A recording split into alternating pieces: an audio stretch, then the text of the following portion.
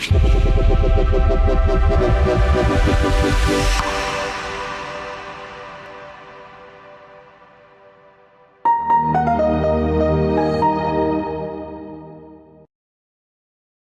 everyone, and it's really a pleasure to be here today with IDC Directions and to have the pleasure to present what we consider is going to be one of the future trends, or is, if it's not what we consider a given trend.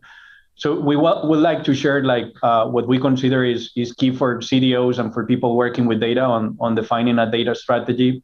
I've been working for SDG for more than 10 years, and I'm a partner leading some of the global clients working for SDG Iberia.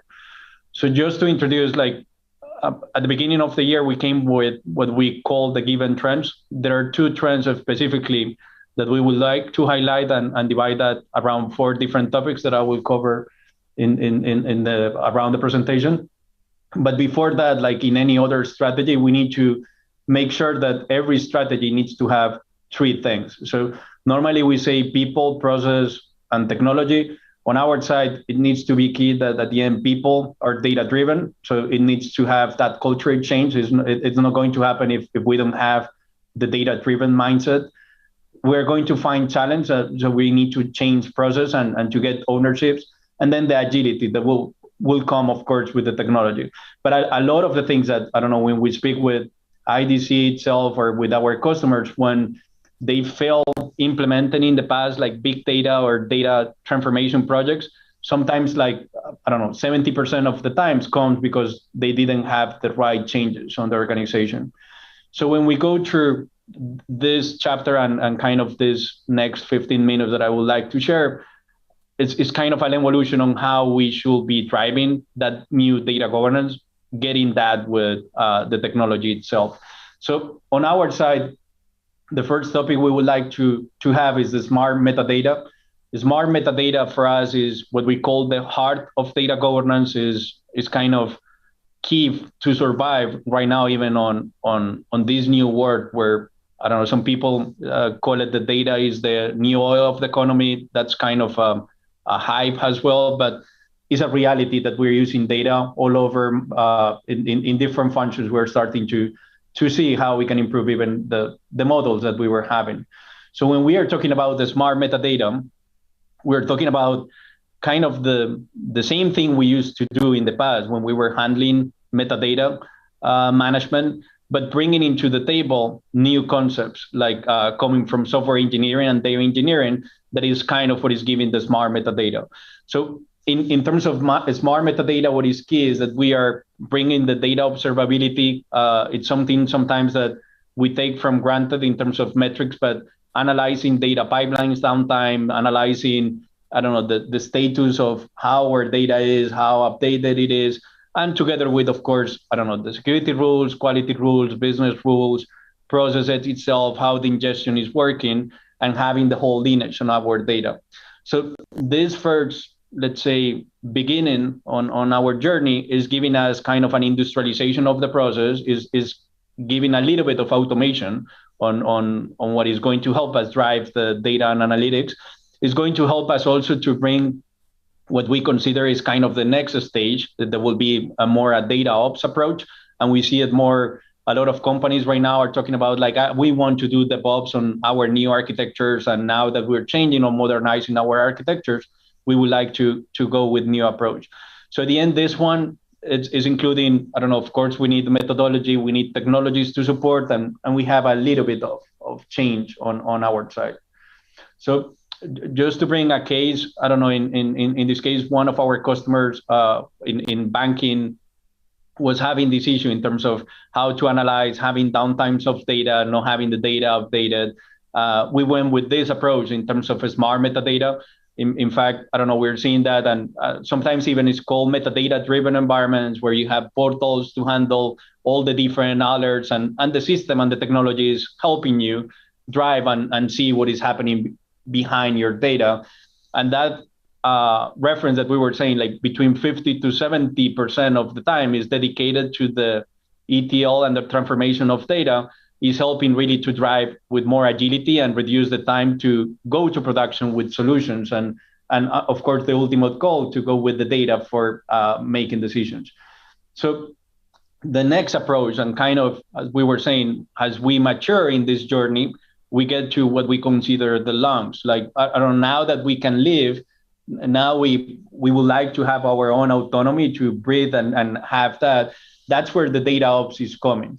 So data ops at the end, what it's doing is taking the metadata driven approach that we were having before, but also mixing that with agile methodologies like agile from project management, that I don't know, like Scrum, that normally we're getting used more and more, but also with DevOps coming from software engineering on how we do, we were mentioning before, the data observability. That's directly as an evolution of the software engineering into the data management world.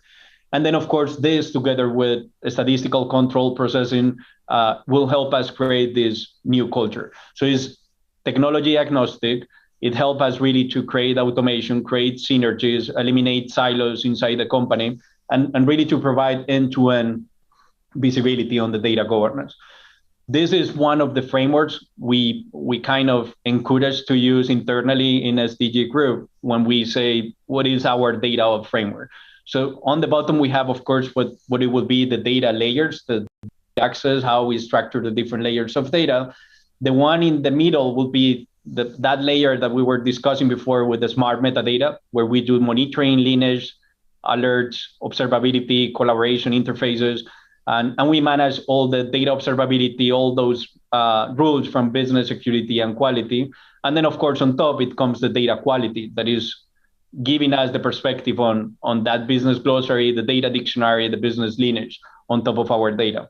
So the whole data ops comes together with the automation testing, the automation documentation, the version control, monitoring of the whole thing that is coming more with DevOps approach.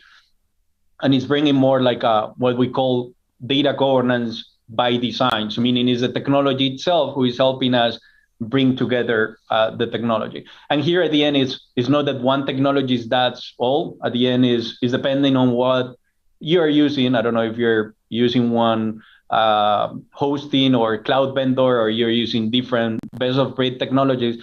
At the end is how the combination of all these technologies, you can use it to create this new data ops approach. So in our case, one of the case studies that we have was more with a big telco in Europe. And in this case, one of the issues that we were having was consolidating all the data or having that unique view on the customers.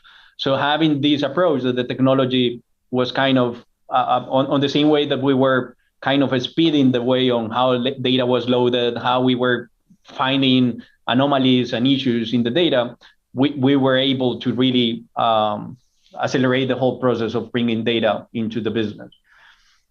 The last part that at the end is kind of what we consider is kind of becoming the trend, and even software companies are bringing this into their capabilities, more like features itself, that the whole ELT technologies or the data warehouses technologies are working on embedding that AI component.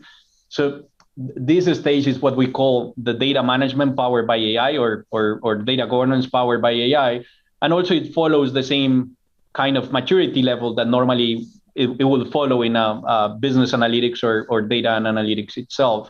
So we will go more from descriptive, predictive, and into a prescriptive model when we start having a data ops environment where we are just finding the alert, finding the monitoring, managing the data lineage, getting all the version control, into getting predictions of where we can get anomalies, where we can get quality issues, where we can get downtimes on data pipelines, and going into a more prescriptive where we will be sending recommendations on changes based on what we are seeing. And at the end, also, this comes with integration of new sources, how even kind of the omni-channel experience, for example, on the marketing side is evolving on handling all those social media data and kind of creating that synchronized way for a customer to interact with our data. So this will be like the latest version on what we see in terms of working with the data governance environment in a more collaborative models. Right now, we're seeing more things between descriptive and predictive. There are really few implementations right now moving into a more predictive environment, but we're seeing that more like a case by case, department by department that are getting into data ops predictive. in this case, at the end, what it does is applying kind of on all those different sources, the volume that we're having, creating, applying those rules on data quality, data observability for the data pipelines, applying AI on the DevOps in terms of moving from environment to the other, automation on how we do things, on testing, I don't know, like GXP environments or things that need to be tracked completely down to the row level. And of course, on data catalogs. Right now, there are even softwares where you connect and automatically you get the whole data catalog just by getting the logs. So it's kind of the evolution on what we are seeing here. In terms of solutions, is one of the things also that we're seeing that I was mentioning before is it goes department by department. We're seeing this, for example, I don't know, there is another, apart from this case, another case where we're seeing in a CPG where the team is improving algorithms that in the past was just a normal model and KPI, just kind of calculating the customer lifetime value. Whereas now you can interact more with the data and bring new capabilities in order to calculate more sophisticated models using AI in terms of the whole data pipeline. So with this one, the last piece that I will kind of include and close the loop will be the unique inter-cloud approach. So meaning at the end, if we are kind of, or what we say internally has a trend is the cloud is now a must. Like, I don't know, every software company, all the companies are moving into the cloud. And on my personal side, that I don't know, we were suffering, like even moving from one desktop to the other or laptops. Now being on the cloud, you can change from laptop to the other in just 5 minutes, just by synchronizing your Google, your Microsoft, your Amazon environments and opening them in the new cloud. So when we are talking with the intercloud, at the end, it's more like how we get the benefit of all the cloud hosting, and we don't get the mistake of getting kind of locked down on one specific cloud. So this is more something that we recommend to look in. It's not just about getting married with one cloud and then everything with that cloud, and we need to do it everything with that vendor. It's more taking the capabilities on what are the things that one company can bring me into the table, like whereas is machine learning ops, or is the algorithms that they have, or in this other side is the compute, the storage of the data, and having those approaches on more hybrid cloud and intercloud, and even reducing latencies between regions. I don't know, for example, in Asia, we can have a better service, for example, with Alibaba, but in US, we can use Amazon Web Service, and then in Europe, we could be using Microsoft. So at the end, is creating those new trend that in terms of data is being called data mesh, creating those interclouds internally and synchronizing all the different clouds and different data repositories in terms of the company. So this reduce the cost, of course. It creates reduce also the technical gap that we can have in terms of